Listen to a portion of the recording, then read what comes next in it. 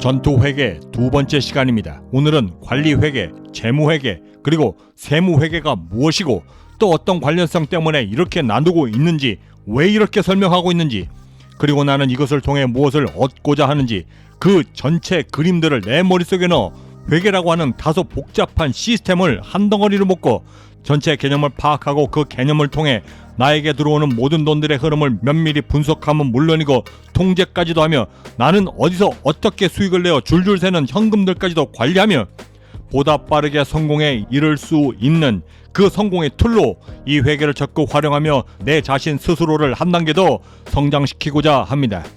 지금 보고 계시는 화면은 1914년 제가 처음 캐나다에 와 1호 매장을 열면서 이를 관리하기 위해 제 스스로 직접 만들어 사용했던 구글 스프레드시트 회계 양식입니다. 비록 당시에는 회계 사무실에 자료를 넘겨주며 세무 보고를 했지만 그 기초적인 자료들 모두는 제 스스로가 직접 모두 다 직접 작성하며 일일 결산을 목표로 시작했었습니다.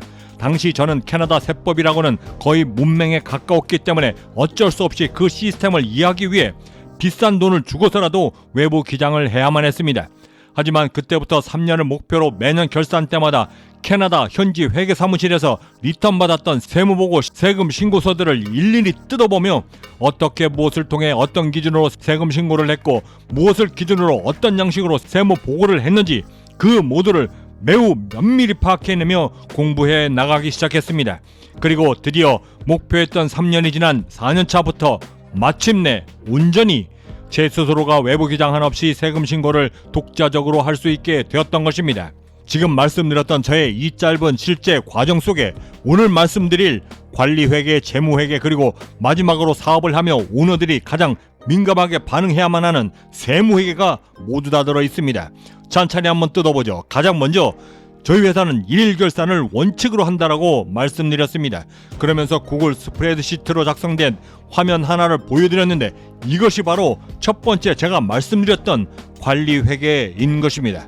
제가 처음 구글 스프레드시트를 통해 모든 수입과 지출을 관리하기 시작했고 실시간으로 보고받기까지 했는데 그 목적은 오직 하나, 회사 내부에서 일어나는 모든 일들을 제 손바닥을 들여다보듯이 관리하기 위해서였습니다. 그 수단으로 회계를 사용했던 것입니다. 이것이 바로 관리회계의 목적이고 또한 존재의 이유입니다.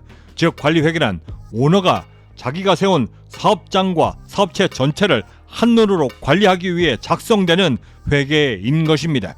그리고 재무회계는 이 관리회계를 통해 1년 결산 시점까지 내가 장사를 잘했는지 못했는지 어떻게 관리해 왔는지 더 나아가서는 회사에 투자한 투자자, 주주, 그리고 내 회사에 앞으로 관심 있는 사람들에게 제공해야만 하는 하나의 보고서로서 이용되는 것이 바로 재무회계인 것입니다. 회계학이나 기타 책에서는 표현되어져 있지 않지만 제가 생각할 때 재무회계의 진정한 힘은 바로 오너가 내년엔 어떤 방향으로 내 회사를 이끌 것인지를 파악할 때 가장 큰 힘을 발휘한다라고 믿고 있습니다.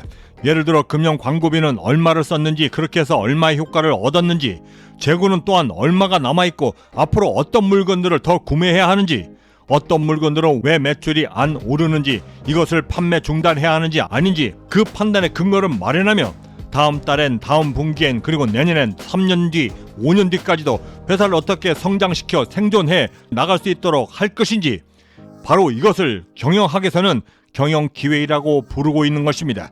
이것에 대해서도 나중에 자세히 말씀드리도록 하겠습니다. 자, 이렇게 1년 결산을 했다라고 한다면 이젠 우리가 무엇을 해야 할까요?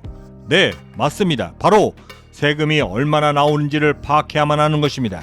저처럼 법인이시면 법인세를 납부하는 것이고 개인 사업자라고 하신다면 종합소득세를 납부하시는 것인데 이때 사용되는 것이 바로 마지막에 제가 말씀드렸던 세무회계인 것입니다.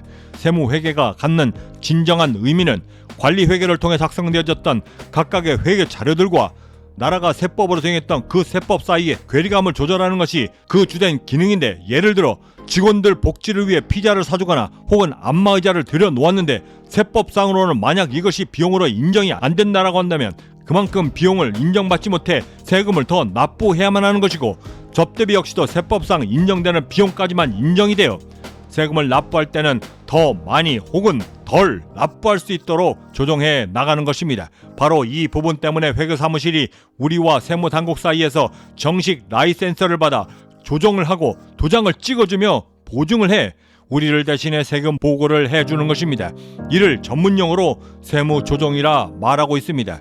즉 다시 한 번 더 정리를 해보면 관리회계는 매일매일 내가 관리를 위해 회계 기준에 따라 작성해 나가는 것을 말하는 것이고, 재무회계란 경영기획을 그리고 내 회사와 관련된 사람들이 우리 회사의 재정 상태나 투자 정보들을 판단하려 할 때 사용되는 것이며, 세무회계는 이 모든 것들을 기준으로 세무당국에 세금을 납부하여 작성되는 것입니다.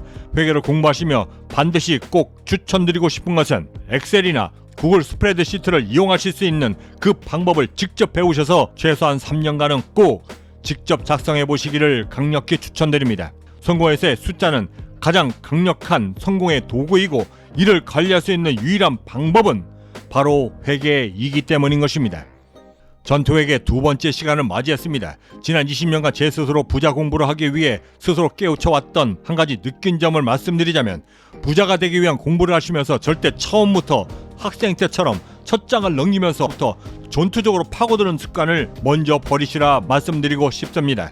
제가 여타 다른 회계 관련 동영상과 완전히 다르게 처음부터 전체 그림을 그려 설명드린 이유도, 먼저 전체 그림을 파악하고 난 다음에 어디서 어떻게 어떤 방법으로 공부를 시작할까를 구체적으로 계획하고 반복하게 되면 가장 오래 머리에 남는 것은 물론이고 이해도도 훨씬 더 빨라 현장에서 실제 이 모든 부자 공부들을 사용할 때 가장 효과적으로 대응할 수 있기 때문인 것입니다. 자, 이제 회계에 대한 전체 그림을 그렸으니 이젠 어떻게 어떤 방법으로 작성해 나갈 것인가에 대한 자세한 내용을 알 때입니다. 다음 시간부터 이에 대해 자세히 말씀 나누도록 하겠습니다. 여러분들의 성공적 하루를 진심으로 응원합니다. 경제적 자유민은 행복한 부자를 꿈꿉니다. 보통 사람들의 평범한 꿈들이 모여 비범해질 수 있도록 함께 만들어 나가는 비전 공동체 채널이기도 합니다. 구독과 좋아요, 알림 설정은 그 거대한 꿈을 시작하실 수 있는 아주 작은 실천의 시작이 될 것입니다. 저는 이만 여기서 먼저 인사드려야 할 것 같습니다. 그 어디에 계시든 성공의 한 걸음 더 다가서시는 하루가 되시길 진심으로 바라고, 저는 내일 아침에도 따뜻한 커피 한 잔과 성공 영감을 들고 다시 찾아뵙겠습니다. 지금까지 경제적 자유민이었습니다. 감사합니다.